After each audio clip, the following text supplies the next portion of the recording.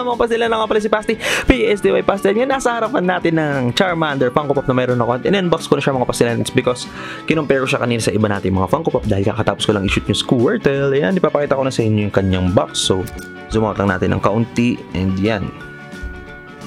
Masyadong malapit pa. Masyado palang malayo. So, itatabi natin siya sa kanyang box. So, yan.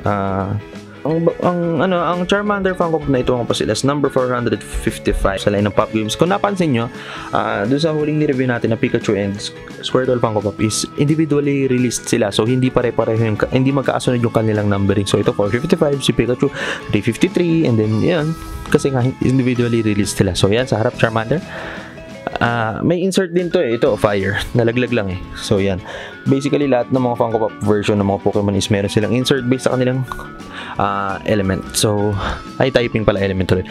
So sa gilid number 455 Charmander, sa likod Charmander art, and yun nga dahil individually released sila, wala silang kasamang mga ibang Funko Pop na mga Pokemon. So ayan, Charmander din preview, and then sa taas Charmander, sa baba mga bagay hindi nyo naman binabasa. So ano pa hinihintay nyo, reviewin na natin to si Charmander. So Charmander mga pasilan is isa sa mga favorite Pokemon ko kasi alam mo yung being a kid na makikita mo Gen 1. So sa tatlo parang ang pinakamaangas talaga. Hindi pala parang ito pinakamaangas kasi alam mo yun, he is a fire type Pokemon. So biased ako talaga dito nung bata pa ako. Cute kasi. So yan, tingnan natin yung kanyang details. And ang ganda na translation din ni Charmander into Funko Pop version kasi parang sakto lang talaga yung laki ng ulo sa katawan. So bagay na bagay. And then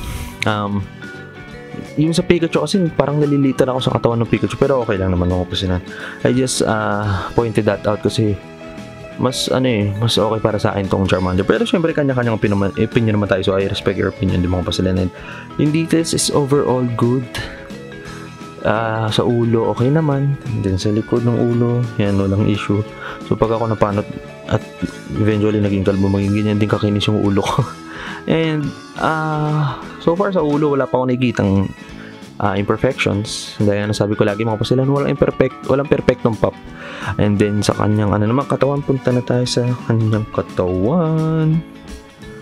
Ayan. So sa katawan ni Charmander, makikita nyo mga pasilan na very smooth yung yung texture nung ginamit nila ditong material kay Charmander. And wala masyado ako nakikitang paint defects or paint yun lang, medyo halata pala yung dito, yung parang pagkakadikit ng buntot kasi hindi buo yung buntot dito sa part na to, parang parang dinugtong. So okay lang din yan kasi nga wala namang perfectong Funko Pop, so may seam line dyan, pero okay lang yan. And then sa paa naman, ang ganda-ganda ng details, yung paint okay na okay.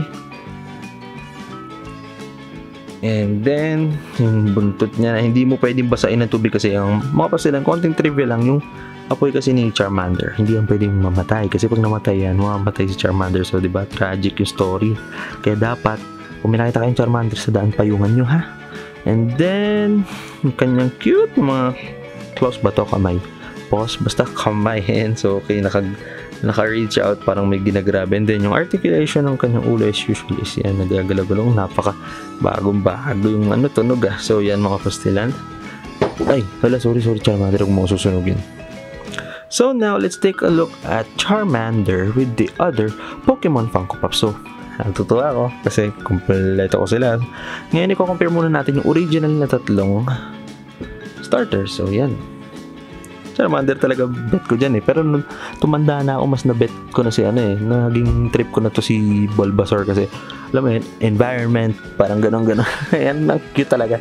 And syempre si Squirtle naman naging favorite ko din dahil kay Blastoise, sobrang cool ni Blastoise agree ba kayo mga pasilan na the first gen is one of the best generations in Pokemon kasi ito yung nag-kickstart ng talaga yung franchise kasi alam mo yun, nagkaroon na nagkaroon ng tradition yung Pokemon na laging may starter Pokemon. So isa yun sa mga inaabangan natin dyan mga fans. So ngayon isama na natin si Pikachu.